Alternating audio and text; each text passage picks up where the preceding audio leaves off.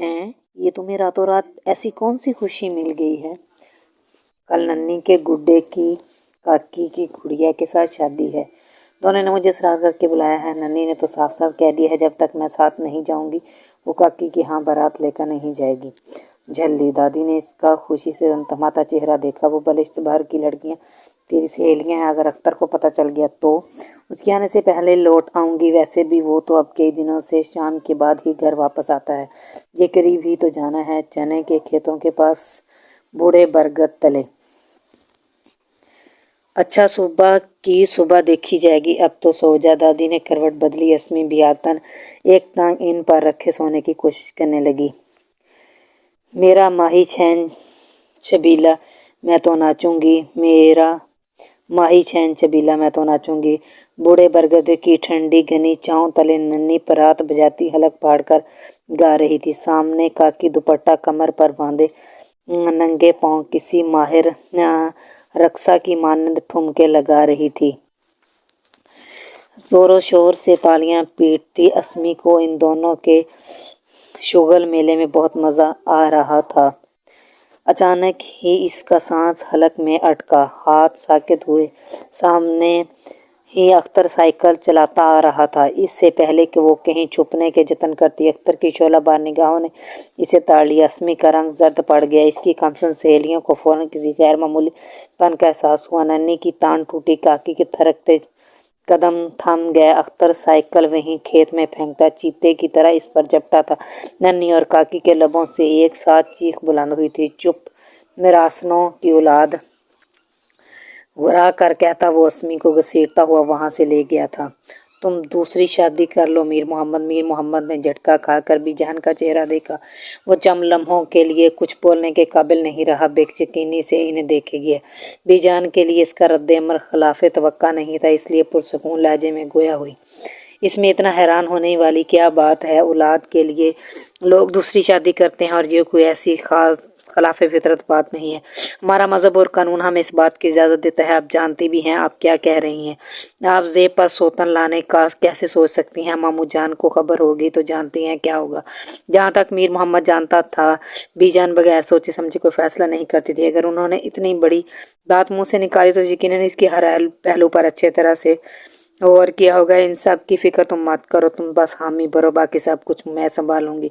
ये मुमकिन नहीं है बीजान, वो फैसला कुन लहजे में कहता हुआ उठ खड़ा हुआ था। बीजान के जबड़े बीच गए थे। अख्तर ने फिर अस्मी पर हाथ उठाया। हमीद को पता चला तो मारे गुस्से के उछल उछल गया। अख्तर से इसकी पहली ही कब बनती थी। हमीद ने जब से अस्मी को अपनी जाती मलके समझना शुरू किया था तब से इस पर अख्तर का रौब जमाना नागवार गुजरता था। ये हक तो सिर्फ इसे हासिल होना चाहिए था, अस्मी को मारने, डराने, धमकाने, छूने और हज उठाने का हक।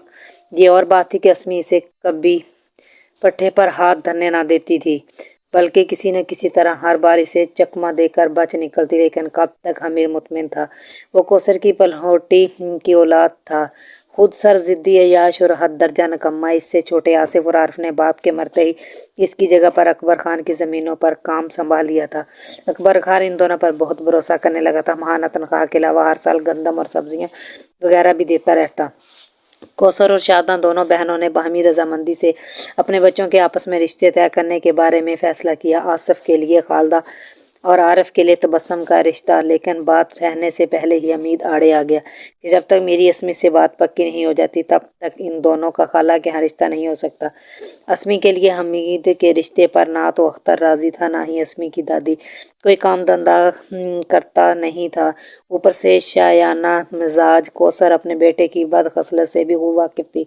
दूसरी तरफ शादा, खालदा और तबस्सुम के लिए आए इतने रिश्ते गंवाने पर हरगिज तैयार नहीं थी। इसलिए वक्त पड़ने पर अख्तर और दादी को समझा बुझा कर राजी करने का सोचकर शादा और कौसर ने तीनों रिश्तों के लिए एक दूसरे को मंजूरी दे दी। दोनों ने चुपके चुपके शादी की तैयारियां शुरू कर दी। लेकिन फिर वो हो गया जो किसी के गुमान में भी नहीं था। मीर मोहम्मद ने अपने तय इस वक्त दो टोक इनकार करके बात खत्म कर दी। लेकिन बात इस वक्त खत्म नहीं बल्कि शुरू हुई थी। बीजान का मुतालबा दिन ब दिन शिद्दत इख्तियार करता जा रहा था। उन्होंने जैसे मीर मोहम्मद की दूसरी शादी को सर पर सवार कर लिया था। बात इनके कमरे तक से निकली तो पूरी हवेली में गर्दिश करने लगी। तुम जो पहले ही मुझे आधे अधूरे मिले हो, क्या میں اس سے بھی دستبردار ہو جاؤں۔ اپنے بے حد قریب پہلو میں سوئے میر محمد پر ایک نگاہ ڈالتی زیب مضطرب سی اٹھ کر کھلی کھڑکی میں آ کھڑی ہوئی تھی۔ اسے کھل کر سانس لینے میں دقت محسوس ہو رہی تھی۔ میر محمد کے بغیر رہنے کا تصور سہانے روح تھا تو اسے کسی اور کے ساتھ بانٹنا ننگے پاؤں پر دو دھاری تلوار پر چلنے کے مترادف۔ اس کی خاص خادمہ غلام سکینہ نے اس کا آج کے لیے منتخب کردہ لباس نکال کر رکھا۔ زیب نے شاور لے کر وہ لباس پہن لیا۔ غلام سکینہ خاموشی سے اس کی کمر کی ڈوریاں کسنے لگی۔ زیب بالکنی میں اپنی مخصوص جگہ پر آ کھڑی ہوئی۔ غلام سکینہ برش لے کر آہستہ سے ان کے نم بال سلجھانے لگی۔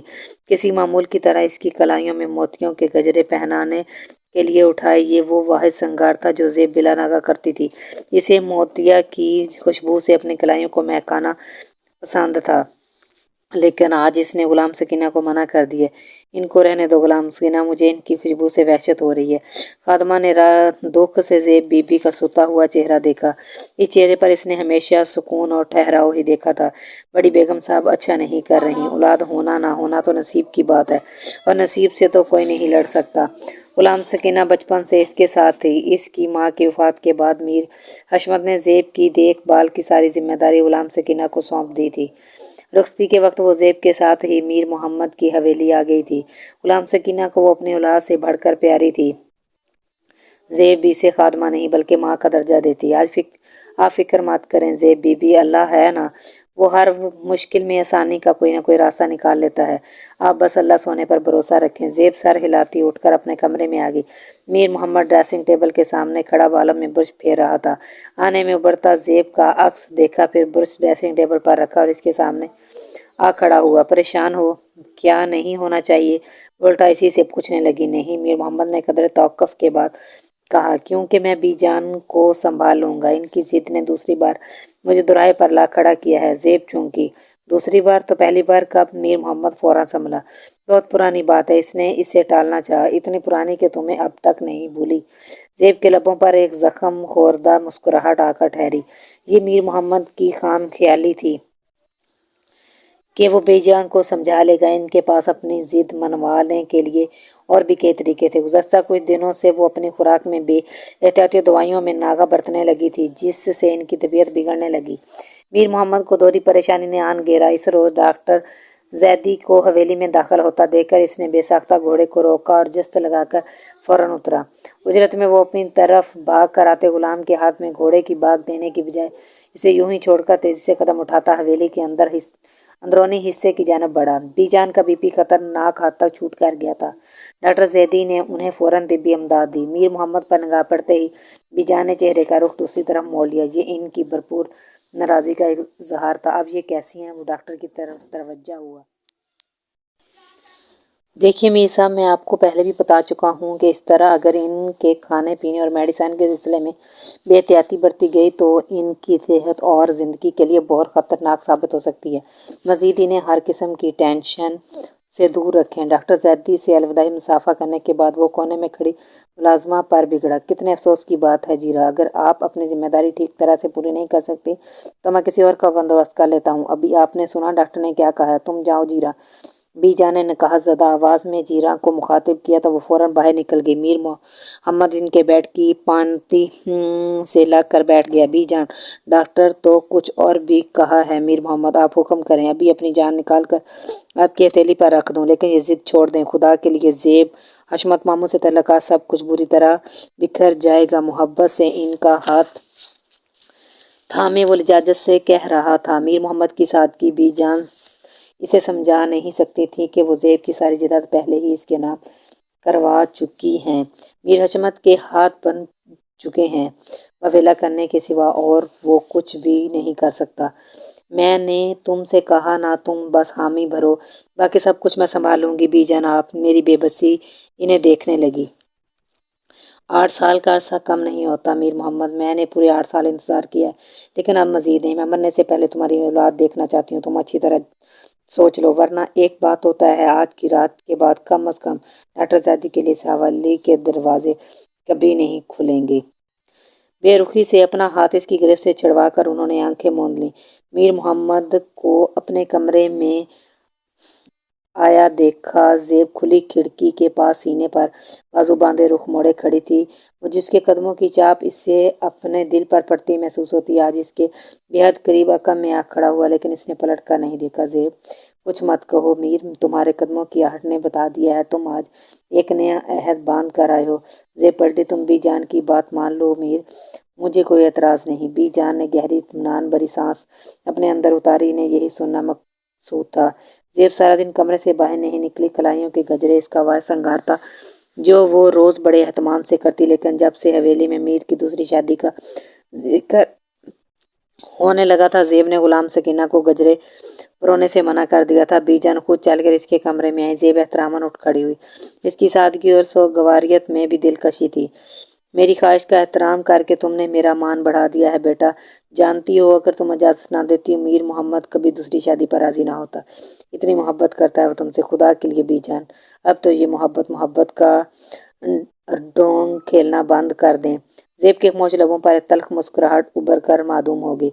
तुम तो मेरी भतीजी हो, मेरा खून हो, क्या तुम्हें लगता है मैं तुम्हारे साथ किसी किस्म का जुल्म या ज्यादती होने दूंगी? तुम मीर मोहम्मद की पहली और ख़ानदानी बीवी हो, तुम्हारी जगह कोई नहीं ले सकता।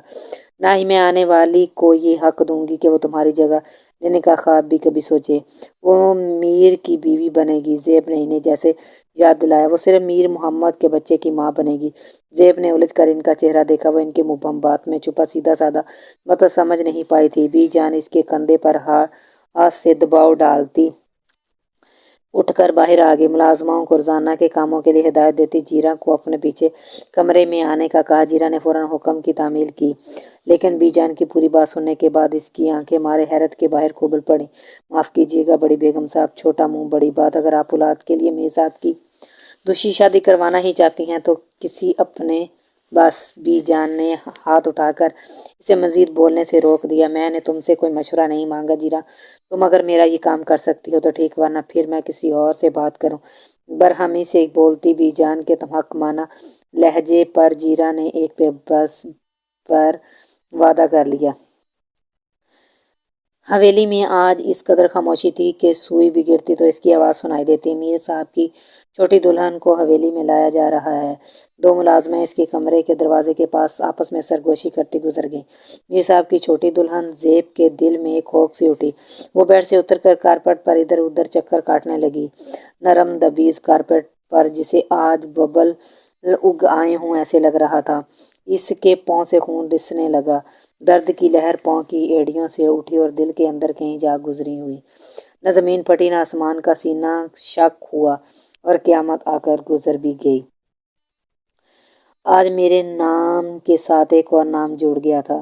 कार का वो खुली खिड़की के पट के साथ सर टकाकर खड़ी हो गई। सामने पहले वसी और इस लान के मुअत्तर फिजा ने उठते हवा के झोंकों में इस वसो गवारियत रची बसी थी।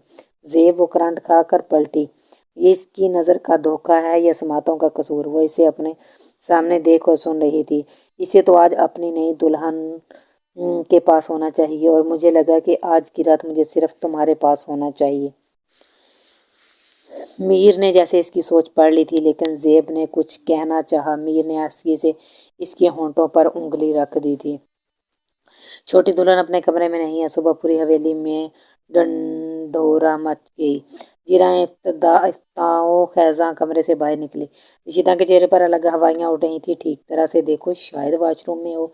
एक रात की दुल्हन कहाँ जा सकती है? वो तो यहाँ किसी से वाकिफ नहीं। मुलाजमाओं ने पूरा कमरा छान मारा, लेकिन छोटी दुल्हन का कोई सुराख ना मिल सका।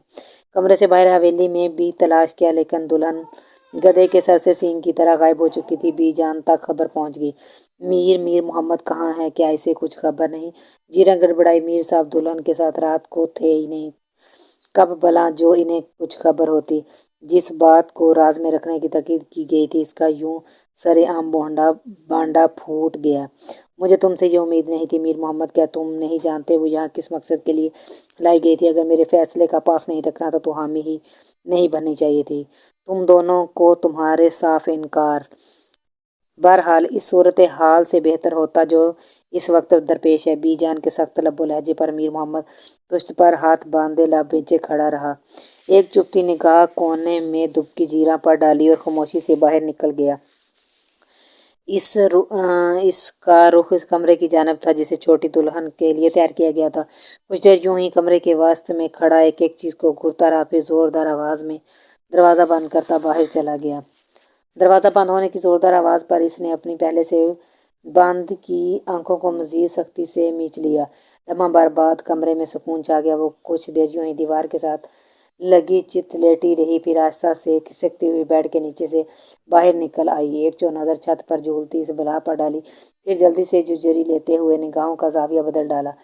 قد آدم آئینے میں ابھرتے اپنے عکس کو دیکھ کر وہ لمحہ بھر کے لیے ٹھٹکی۔ شوخ گلابی رنگ کے ستاروں والے جوڑے میں ملبوس میٹھا میٹھا میک اپ، چہرے کے اطراف گھومتی گھنگریالی لٹیں، انگلی کی پوروں سے گلابی گداز ہونٹ کو چھوا تو کلائی میں پڑی کان کی چوڑیاں بج اٹھیں۔ یہ تو کوئی اور تھی، اس کے سامنے آ کھڑی ہوئی۔ وہ زندگی میں پہلی بار تیار ہوئی تھی، اور کیا خوب ہوئی تھی، لیکن کس کے لیے؟ ایک کے بعد ایک منظر اس کے تصور کے پردے پر ظاہر ہونے لگے۔ اس نے ذہن پر زور دیا، ایسی شادی تو کوٹھ میں کسی کی نہ ہوئی تھی، نہ نکاح کے چھوارے، نہ ڈھول بجا، نہ پٹاخے پھوٹے، نہ کوئی رسم، نہ کوئی گانا۔ ایسی خاموشی سے کسی کی میت بھی گھر سے نہیں اٹھائی گئی ہوگی جیسی خاموشی اور اجلت سے وہ اسے گھر سے رخصت کر دیا گیا۔ سسکیوں میں ڈوبی ایک ضعیف بے بس آواز اس کی سماعتوں میں پہنچی، دادی کی رونے کی آواز۔